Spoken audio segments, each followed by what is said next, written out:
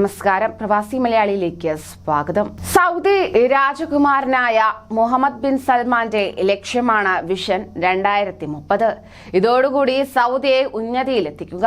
സഞ്ചാരികളെ സൗദിയിലേക്ക് ആനയിക്കാനായി കൂടുതൽ പദ്ധതികളാണ് ഇപ്പോൾ ഒരുക്കി വരുന്നത്. ഇതിൽ ഏറ്റവും പ്രധാനപ്പെട്ട ഒന്ന് തന്നെയാണ് വിഷൻ 2030. ഇതിലൂടെ ഒട്ടനവധി പ്രവർത്തനങ്ങളാണ് സൗദിയിലുടനീളം നടന്നു വരുന്നത്. ഇതിന് പിന്നാലെ പല വിധത്തിലുള്ള മാറ്റങ്ങളും കൈക്കൊണ്ടു സൗദി അറേബ്യ.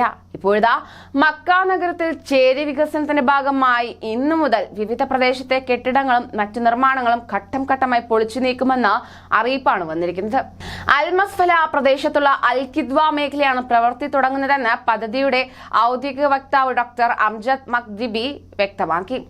6,86,000 ചതുരശ്ര മീറ്റർ വിസ്തീർണം ഉൾക്കൊള്ളുന്ന വടക്ക് രണ്ടാമത്തെ റിംഗ് റോഡ് അൽ തഖ്വ, കിഴക്ക് Rawabi, Ajyad modified scheme, Ajyad supplementary scheme, പടിഞ്ഞാറ് അൽ ഹിജ്റ സ്ട്രീറ്റ് എന്നിവ ഇതിൽ ഉൾപ്പെടുന്നുണ്ട്.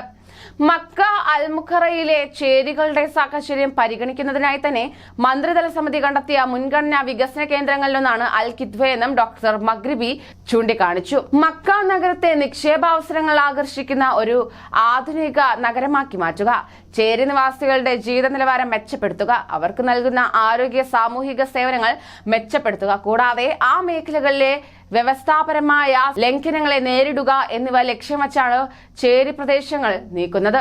മക്ക നഗരത്തിനും പുണ്യസ്ഥലങ്ങൾക്കുമുള്ള റോയൽ കമ്മീഷൻ നേരത്തെ നഗരപ്രദേശങ്ങളുടെയും സർവേകളുടെയും ഇൻവെന്ററി ആരംഭിച്ചിരുന്നുവെന്നും വികസന കമ്പനി മുനിസിപ്പാലിറ്റിയിൽ നിന്ന് പ്രാഥമിക പദ്ധതിയുടെ അംഗീകാരം നേടിയിട്ടുണ്ടെന്നും അദ്ദേഹം സൂചിപ്പിച്ചു. ഇതോടൊപ്പം തന്നെ കൂടുതൽ മാറ്റങ്ങൾ സൗദിയിൽ വരാനിരിക്കുകയാണ്. പ്രവാസികളും ഇത് പ്രതീക്ഷയോടെയാണ് ഉറ്റുനോക്കുന്നത്. കൂടുതൽ പ്രവാസി വാർത്തകൾക്കായി ഈ ചാനൽ സബ്സ്ക്രൈബ് ചെയ്യൂ.